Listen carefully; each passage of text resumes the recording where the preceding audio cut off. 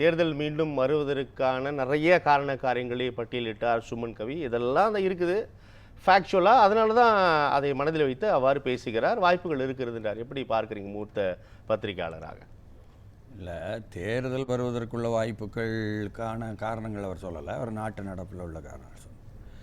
அதில் உள்ள விவரங்களுக்கு வரேன் நான். அதுக்கு முன்னால் முதல்ல தேர்தல் எந்நேரமும் வரலாம் அப்படின்ட்டு இன்றைக்கி திராவிட முன்னேற்ற கழகத்தினுடைய தலைவர் மு.க. ஸ்டாலின் சொன்னார் என்பது தான் நீங்கள் எடுத்திருக்கிற சப்ஜெக்டு. இது அதற்கு திருமாவளவனும் பதில் சொன்னதாக இன்று மாலை ஏடுகள் முதற்கொண்டு வந்துருச்சு. அதெல்லாம் இல்லை, வலுவாக இருக்குது இந்த அரசாங்கம். அந்த கேள்விக்கு நீங்கள் அவர்கிட்ட தான் பதில் கேட்கணும்னு சொல்லிட்டாரு. ஆனால் என்றும் துணை நிற்போன்றதை பதிவு பண்ணுறோம். துணை நிற்போம், 5 ஆண்டு வலுவாக இருக்குது, 5 ஆண்டுகளும் நாங்களும் ஆதரிப்போம், வலுவாக இருக்குது, இடதுசாரிகளும் அப்படி தான் உறுதியாக இருக்காங்க அதில் என்பதையெல்லாம் சேர்த்து சொல்லியிருக்காரு. காங்கிரஸ் உறுதியாக இருக்காரு. பிரச்சனை என்னென்னா, மு.க. ஸ்டாலின் சொன்னதை பற்றி பேசுவதுங்கும்போது மு.க. ஸ்டாலினுக்குள்ளே தான் போனோம். இந்த ஆட்சியால் வந்திருக்கக்கூடிய விளைவுகள் என்று சரியாகவும் தவறாகவும் செய்திகள் சொல்வது என்பது அதை நிரப்பாது அந்த கேள்விக்கு. மு.க. ஸ்டாலின் நிலைமை என்ன என்றால், கட்சி தோற்றிருக்கு என்பது மட்டுமல்லாமல் அதையும் தாண்டி தான் குளத்தூரில் தோற்றிருக்கு என்பது ஒரு பெரிய அடி, பெரிய அதிர்ச்சி. எல்லோருக்குமே யாருக்கும் மகிழ்ச்சியான செய்தி அல்ல தான். அப்படி இருக்கும் பொழுது அப்பாவை காணும்னு, அதனால தான் வரல அவர் சட்டமன்றத்துக்கு, வர முடியலை. அப்பாவை காணும்னு அவர் தேடினாருங்கும் பொழுது அதற்கு பதில் சொல்லும் பொழுது சொன்னார், அப்பா இங்கே தான் இருக்கேன், கோட்டையில் இருக்கேன் அப்படின்னு சொன்னார்.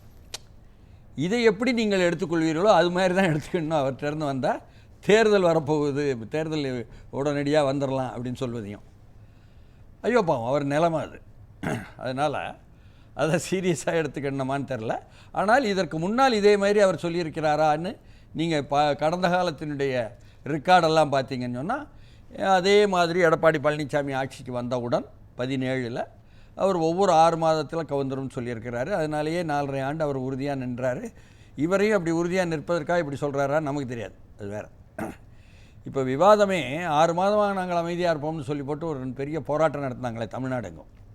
அந்த ஆர்ப்பாட்டம் நடத்த முடியல, கைது பண்ணினாங்க. அமைதி 6 மாத அவகாசம் என்பது பொதுவாக தான். ஆனால் சட்டம் ஒழுங்கு பிரச்சனைகள்லாம் நாங்கள் சட்டம் ஒழுங்குங்கிறது எதை முடியாது அப்படின்னு சொல்கிறாங்க. அதுக்கு தான் சார் வரேன்.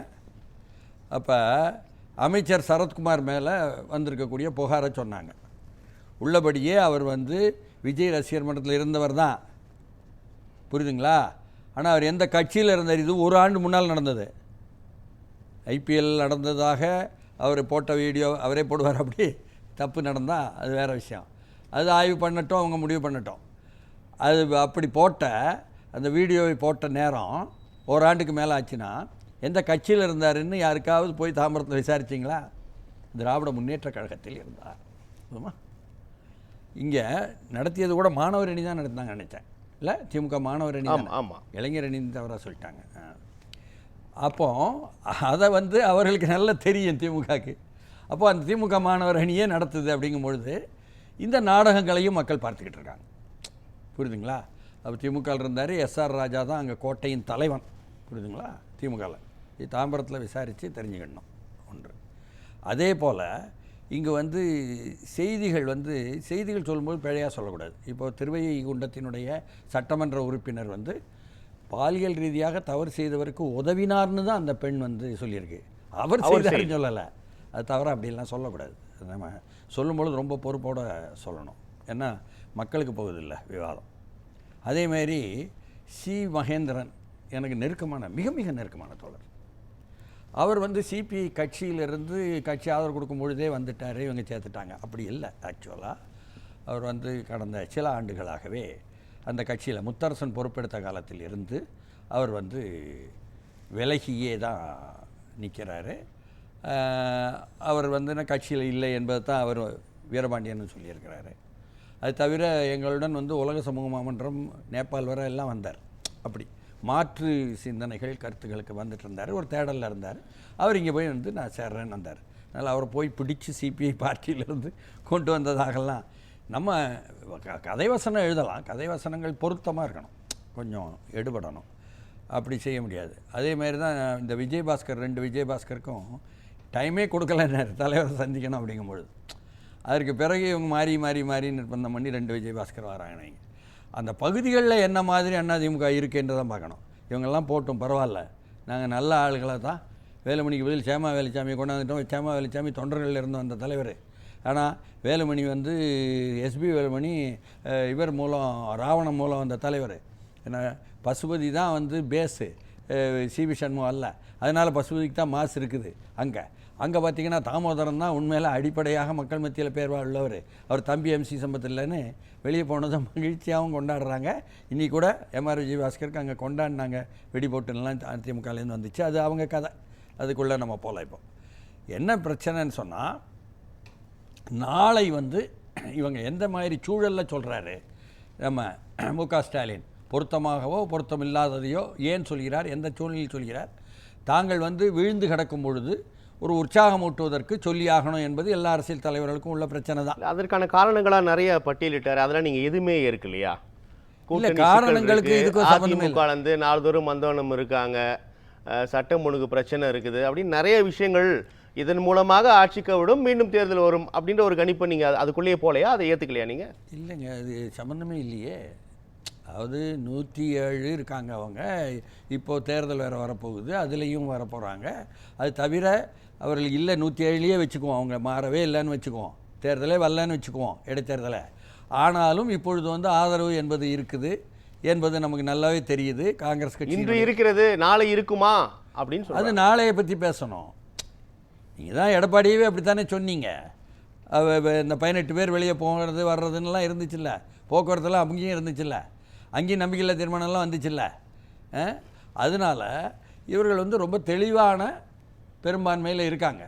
பிரச்சனை என்னென்னா அடுத்த கட்டத்துக்கு போயிட்டாங்க. அடுத்த கட்டத்துக்கு போய் ஆளுநரை பார்த்து நீங்கள் ஏன் கோப்பம் வச்சுக்கிட்டு இருக்கிறீங்க, அனிதா ராதாகிருஷ்ணன் மேலேயும் செந்தில் பாலாஜி மேலேயும் உடனடியாக வந்து நாங்கள் அனுமதி கேட்டிருக்கிறோம் வழக்க போடுவதற்கு, அதை பண்ணுங்கன்னு சொல்லி போட்டு செந்தில்குமார் நேரடியாக அமைச்சர் போய் இவர் வந்து நிர்மல்குமார் வந்து நேரடியாக கேட்கும் அளவுக்கு நெருக்கடி கூடிட்டே இருக்குது. திராவிட முன்னேற்ற கழகத்திற்கு இருக்கும் நபர்களை தக்க வைத்துக் கொள்வது என்பதிலேயே சிறைக்கு செல்லாமல் அதற்கே நெருக்கடி கூடிக்கிட்டு இருக்கு.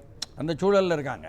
அப்படி சூழலில் இருக்கும் பொழுது அவர்களுக்கு ஒரே தீர்வு என்னன்னு சொன்னால், டிவிஎஸ்சியும் இறங்குதுங்கும் பொழுது தானே வந்து பாஜக என்ற ஒன்றிய அரசை சார்ந்தோ மறைமுகமாகவோ நேரடியாகவோ அல்லது வந்து நெருக்கடியே யாருக்கு வந்திருக்குன்னு சொன்னால் திமுக தலைமைக்கு தான் மேலும் மேலும் வந்திருக்கு.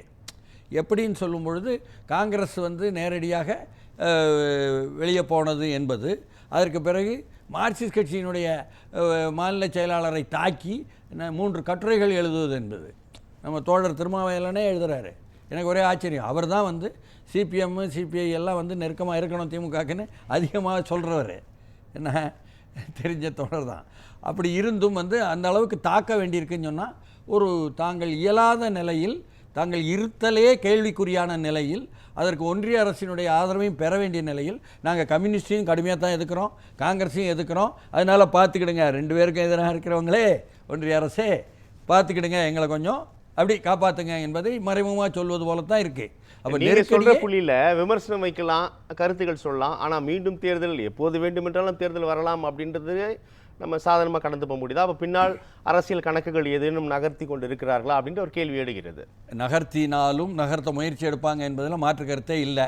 ஏன்னா இன்னைக்கு காதர் மைதீன் மறுபடியும் அதிகாரபூர்வமாக சொல்லியிருக்கிறார் நேற்று. ஏன்னா இவர்கள் வந்து திமுகவில் இருந்து தான் எங்களிடம் கேட்டார்கள், ஸ்டாலினே கேட்டார், அதிமுகவை வந்து கொண்டு வருவோம், எடப்பாடியை முதலமைச்சராக என்று எங்களிடம் ஆதரவு கேட்டார். அதற்கு பிறகு மறுநாள் திருமாவளவனை கொண்டு வருவோம் என்று கேட்டார் அப்படின்னு நேற்று மீண்டும் காதர் மைதீன் என்ற பெரியவரே சொல்லிட்டாரு.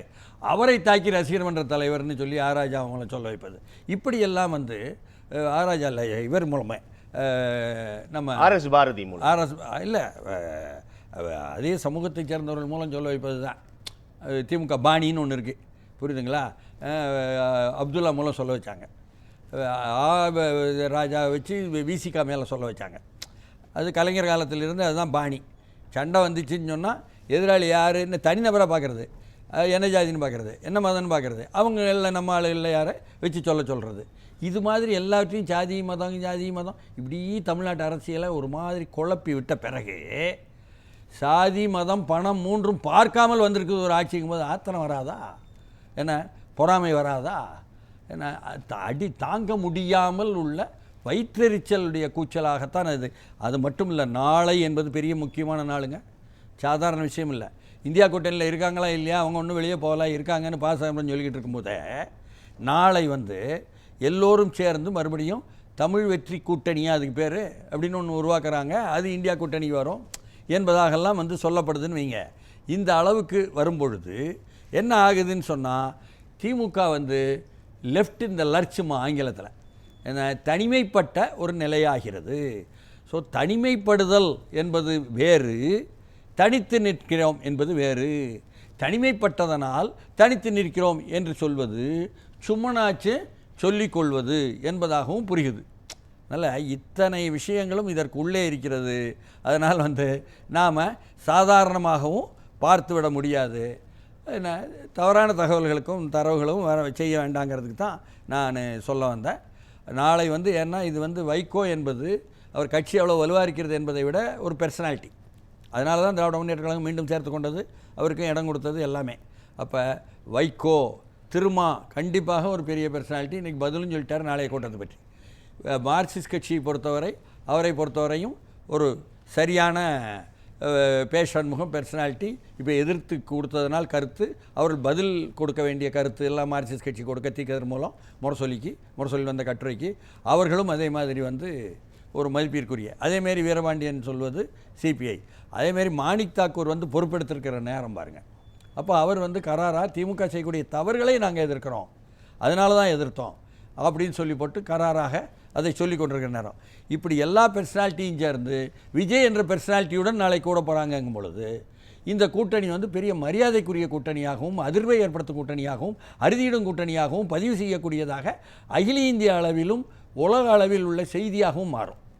அதனால் இப்போ நாம் இயலாமையில் இருந்து சொல்லக்கூடிய வார்த்தைகளாகத்தான் அதை எடுக்கணுமே தவிர அதற்கு மேல் எந்த ஒரு வாய்ப்பும் இல்லை என்பது தான் நம்ம பேசலாம். திரு மணி, மக்கள் தீர்ப்பை எப்படி பார்க்குறீங்க, உங்களுடைய கருத்து? இல்லை, மனக்குமுறலால் என்பதும் தொண்டர்களை உற்சாகப்படுத்த என்பதும் கம்பைன்ட் ஆகுது ஒரு ஃபேக்டருக்குள்ள. ஓகே, அந்த சொற்களை சொன்னவருக்குள்ள மனக்குமுறல் என்பது இயல்பாக அப்படி கனெக்ட் பண்ணுறீங்க உள்ள யதார்த்தம். தொண்டர்களை உற்சாகப்படுத்தி ஆகணும். ஏன்னா எல்லா தொண்டர்களுக்கும் மனக்குமுறல் இருக்க, தோத்துட்டோம்ட்டு, அதனால உற்சாகப்படுத்தி ஆகணும். ரெண்டும் பார்க்கும்பொழுது பெரும்பான்மை வந்துடுது. அது ஏன் நடந்ததுன்னு பார்க்கும்பொழுது தாவேகாவினுடைய பலவீனம் என்பது, தாவேகா பலவீனம்னு இல்லை, இந்த சிஸ்டத்தினுடைய பலவீனம். தாவேகாவால் 50 நாளில் நிரப்பப்பட முடியாத ஒரு யதார்த்தம் அப்படின்னு வேணால் அதை சொல்லலாம். ஏன்னு சொல்கிறேன்னா, இங்கே விவாதமே இப்படி நடந்துச்சு, இப்படி நடக்கலை, இப்படி தேர்தல் நடக்கும் பொழுதே சாதி மத பணம் என்பதை பார்க்காமல் தான் ஓட்டு போட்டிருக்காங்க, வேட்பாளர் கூட யாரும் தெரியாமல் ஓட்டு போட்டிருக்காங்கன்னு எல்லோரும் சொன்னது தான், எல்லோருக்கும் தெரியும் அந்த உண்மை.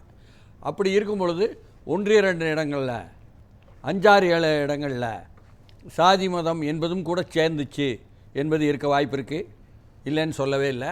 அதையும் கணக்கில் எடுத்து தான் நிற்பாங்க தேர்தலில் என்பது ஒரு விதமான சர்க்கிள் தான், அட்ஜஸ்ட்மெண்ட்டு தான் பண்ணியிருக்கிறாங்க. இவங்க ஒன்றும் பெரிய அதிலிருந்து தாண்டி பிறந்தவங்க இல்லை. ஏன்னா அப்சல்யூட்டிசம், பெர்ஃபெக்ஷனிசம்னு ஒன்று கிடையாது உலகத்தில், எல்லாமே ரிலேட்டிவ் டேர்ம் தான். அப்போது ஒப்புமை ரீதியாகன்னு பெரும்பான்மை எப்படி, பெரும்பான்மை பணம் கொடுக்காமல் வந்தார்கள் என்பதை எல்லோரும் ஒப்புக்கொள்ளக்கூடிய விஷயந்தான். இப்போது வெளியே ஒருவர் சொன்னதை, சேலத்திலிருந்து சொன்னதை நண்பர் சுட்டி காட்டினார். நான் நேரடியாகவே எங்கள் ஊர் பக்கத்தில் யார் யார் கொடுத்தாங்கங்கிற லிஸ்ட்லாம் வச்சுருக்கேன், புரியுதுங்களா? அவன் பணக்காரன்னா எக்கச்சக்கமாக பணம். ஒருத்தர் திமுகவில் போய் விருப்பம்னு கேட்டுட்டு திமுகவில் கிடைக்கல என்பதனால இங்கே டமால்னு நின்று வராருன்னு சொன்னால் கோடீஸ்வரம் வர்ற அமைச்சர்களுக்கெல்லாம் 2 கோடி கொடுக்குறவருங்கிறவங்களாம் இருக்காங்க. அப்போ அவங்க எப்படி கொடுக்காமல் இருப்பாங்க? இந்த மாதிரியெல்லாம் நடக்குது, இல்லைன்னு சொல்லவே இல்லை. இதிலிருந்து விடுபட்டெல்லாம் வர முடியாது. அதை எப்படி கையாள போகிறாங்க என்பது இவங்களுக்கு ஒரு பெரிய சவால். இப்போ டாஸ்மாக சொல்லும் பொழுது அதுதான், மேலே உள்ள அதிகாரிகள் கடுமையாக 3 விழுக்காடு 2 விழுக்காடு எல்லாத்தையும் எடுத்துடுறாங்க வருமானத்தில். அதனால தான் வாடகைக்கு கூட அவங்க கட்டாத நம்ம இவங்க மேலே பழிய போடுறாங்க. இவங்க அந்த பாட்டிலுக்கு 10 ரூபா என்பது தொழிலாளி அவனுடைய நிற்றல் என்பதற்கே தேவைப்படுது.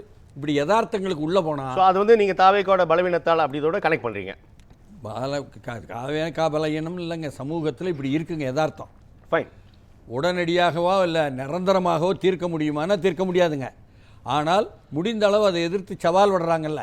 பெருவாரியான இடங்கள்லேருந்து பத்திரப்பதிவில் என்ன வருதுன்னு சொன்னால் இல்லை, வாங்கலை, பயப்படுறாங்க. மருத்துவமனையில் என்ன வருதுன்னா வாங்கலை, பயப்படுறாங்க. ஆனால் சில இடத்துல சொல்கிறாங்களா, நீங்களா கொடுக்குறதானா கொடுங்க அப்படி சொல்கிறாங்களா அதிகாரிகள். சில இடத்துல இவ்வளோ கொடுத்தா ஆகணும். நான் இருக்கக்கூடிய இடத்துல பார்க்குறேன், காவல்துறை முறையாக வாங்கிட்டு இருக்காங்க, ஒன்றும் செய்ய முடியல. இப்படியெல்லாம் ரெண்டும் மிக்சடாக தான் இருக்கும். அதில் பெரும்பான்மையான ஒரு சவாலாக செய்கிறார்கள் என்பது தான் நல்ல அம்சம்னு பாராட்டப்படுது. நல்லது, நன்றிண்ணே.